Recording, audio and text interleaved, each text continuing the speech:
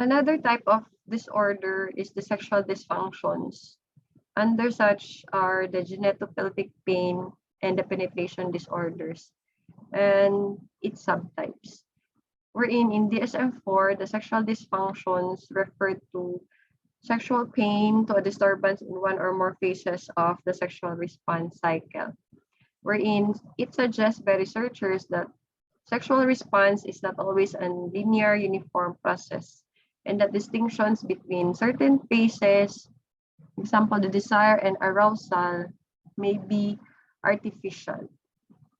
Wherein in DSM-5, the gender-specific sexual dysfunctions have been added.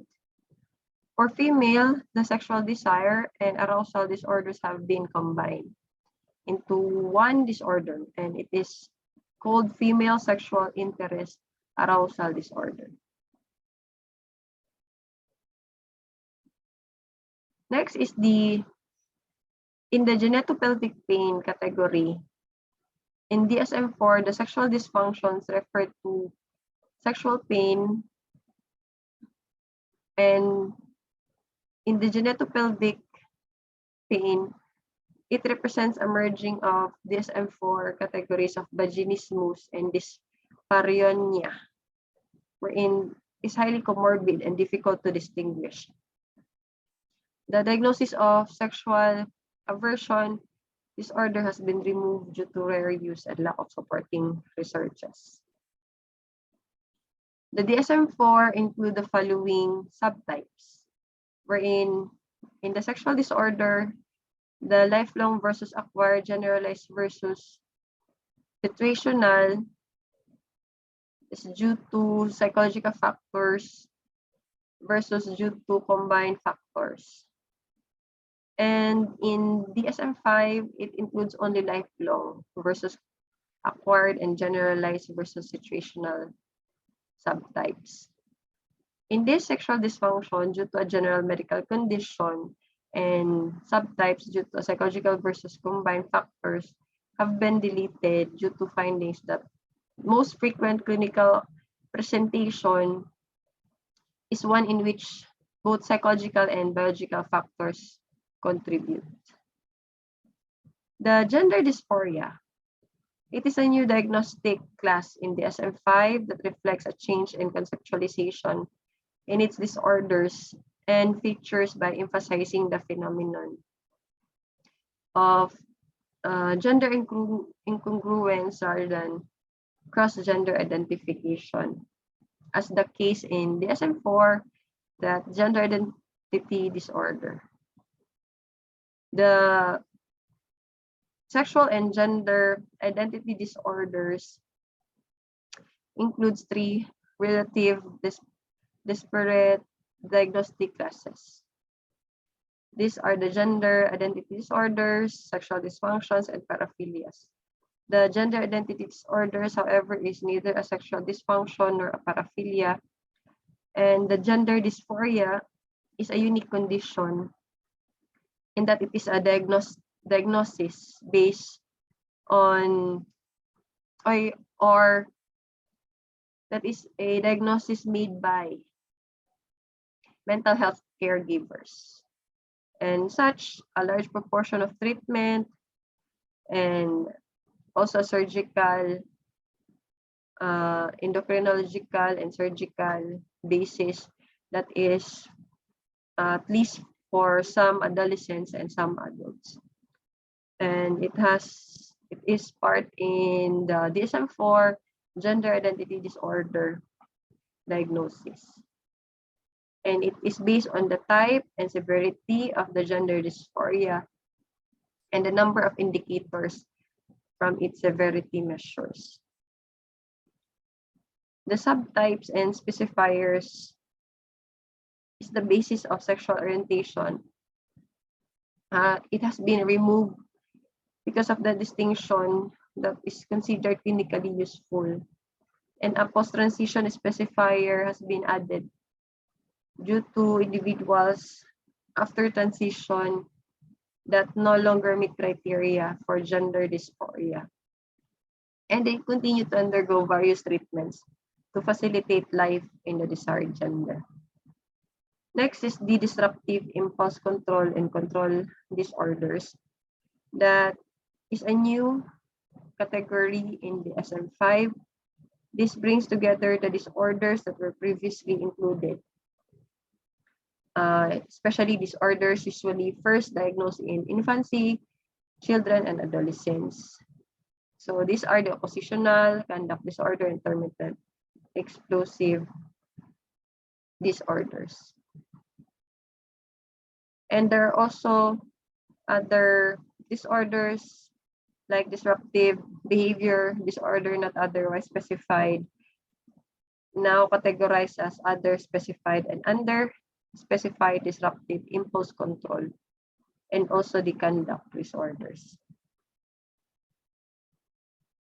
And another one is the, in terms of intermittent, there is also this pyromania and kleptomania. These disorders are characterized by problems in adolescents' emotional and behavioral self-control. In oppositional defined disorder, there are 4 refinements. First is the symptoms that are grouped into 3: the angry, irritable mood, the argumentative, defiant behavior, and vindictiveness. The change highlights the disorder reflects both emotional and behavioral symptomatology. Second is the exclusion criterion to conduct disorder has been removed. Next is the behaviors associated with symptoms of oppositional defiant disorder occur commonly in normally developing children and adolescents. And it added to the criteria to provide guidance on the frequency and the typical needed for behavior to be considered symptomatic of the disorder. And the fourth one is the severity rating. It's added to criteria to reflect research showing the degree of pervasiveness of symptoms. That is an important indicator of the severity. Next is the conduct disorder, which is largely unchanged from the DSM-IV. This descriptive feature specifier has been added for individuals who meet full criteria for the disorder and also present with a limited prosocial emotions, and a specifier applies to those with conduct disorder who show a callous and an emotional interpersonal style across multiple settings and relationships. And there was no, the criteria for conduct disorder are largely unchanged from the DSM-IV. Next is the intermittent explosive disorder. It is a type of aggressive outburst that should be considered, especially on physical aggression that was required in DSM-IV, and verbal aggression and non-destructive and non-injurious physical aggression that has met criteria in DSM-V. DSM-V provides specific criteria for defining frequency needed to meet criteria and specifies the aggressive outbursts, especially impulsive, anger, that is based on nature and marked with distress, impairment in occupational or interpersonal functionings, and associated with negative financial or legal consequences. Next is gambling under substance-related and addictive disorders. In gambling, it is important from a past diagnostic manual that substance-related disorders chapter has been expanded to include gambling disorders. It reflects increasing and interest, consistent evidence for some behaviors in gambling that activates brain reward system, which with effects similar to those drug abuse and gambling disorders resembled substance use disorder to a certain extent. The DSM-5 separate the diagnosis of substance abuse and dependence as in the DSM-4. So the criteria are provided for substance use disorder accompanied by criteria for intoxication, withdrawal, substance medication, induced disorders, and unspecified substance-induced disorders were relevant. DSM-5 substance use disorder are nearly identical to DSM-4 substance abuse and dependence criteria combined into a single list with 2 exceptions. Next is the neurocognitive disorders. Under such is the delirium, major and mild neurocognitive disorder, etiological subtypes, and personality disorders. Delirium is or has been updated and clarified on the basis of currently available evidences. In the major and mild neurocognitive disorder, the diagnosis of dementia and amnestic disorder are subsumed under newly named entity, the major neurocognitive disorder. The term dementia is not precluded from use in the etiological subtypes where the term is a standard form.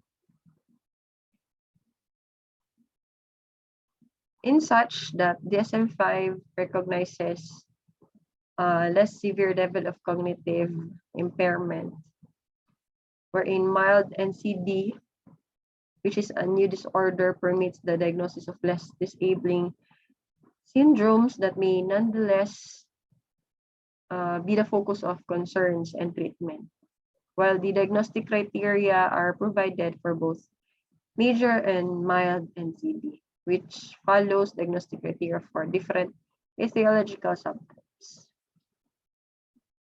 The etiological subtypes for DSM-4, it is individual criteria that designates for dementia of the Alzheimer's type, and also vascular dementia and substance-induced dementia. Whereas the other neurodegenerative disorders were classified as dementia due to other medical conditions, such as HIV, head trauma, Parkinson's disease, Huntington's disease, Pick's disease, Creutzfeldt-Jakob disease, and other medical conditions specified. Also in DSM-5, in terms of etiological subtypes, the major or mild vascular NCD and major or mild NCD due to Alzheimer's disease have been retained. And there are new separate criteria that are presented for major or mild NCD due to frontal temporal NCD, Lewy bodies, traumatic brain injury, Parkinson's disease, HIV infection, Huntington's disease, and prion disease, and another medical condition and multiple etiologies that is also part as a substance medication induced NCD and unspecified NCD included as a diagnosis. The personality disorder in section 2 of DSM-5 have not changed from those in DSM-4. There were alternative approach to the diagnosis of personality disorder and the development of DSM-5. So a further study found in section 3 that there are several criteria for personality disorder presented in the section 3 and a revised personality functioning criterion in the criterion A being developed based on review and reliable clinical measure for core impairments that is central to personality pathology. Another is the personality functioning and personality traits also can be assessed whether or not an individual has a personality disorder, provided that the clinically information about patients are useful. And the Section 3 in the DSM-5 approach provides a clear conceptual basis for all personality disorder that has pathology and efficient assessment approach with considerable clinical utility. And a single assessment of level of personality functioning as a clinician can determine whether a full assessment for personality disorder is necessary, and a diagnostic criteria for specific DSM-5 personality disorder in the alternative model can consistently define across different disorders by typical impairment in the personality function and characteristic that has pathological and personality traits that is empirically determined to be related to a personality disorders they presented. Last type of disorder is the paraphilic. So specifiers are added to indicate important changes in individual status. And then additional core specifiers, the in control environment and in remission to the diagnostic criteria sets for all the paraphilic disorders. The specifiers are added to indicate important changes in individual status. So the core specifier controlled environment, in a controlled environment is included because of the propensity of an individual to act on a paraphilic urges and may be more difficult to assess objectively when the individual has no opportunity to act on its urge. The changes to diagnostic names in DSM-5, paraphilias are not ipso facto mental disorders. There is a distinction between paraphilias and paraphilic disorders. Paraphilic disorders is a paraphilia that is currently causing distress or impairment to the individual, or a paraphilia whose satisfaction has entailed personal harm or risk of harm to others. The paraphilia or a paraphilia is necessary but not a sufficient condition for having a paraphilic disorder. A paraphilia itself does not automatically justify or require clinical intervention. The changes from the change for DSM-5 that individuals who meet both criterion A and B would now be diagnosed as having paraphilic disorder. While if the symptoms only meet criterion A but not criterion B, those individuals who have paraphilia but not paraphilic disorder will be categorized.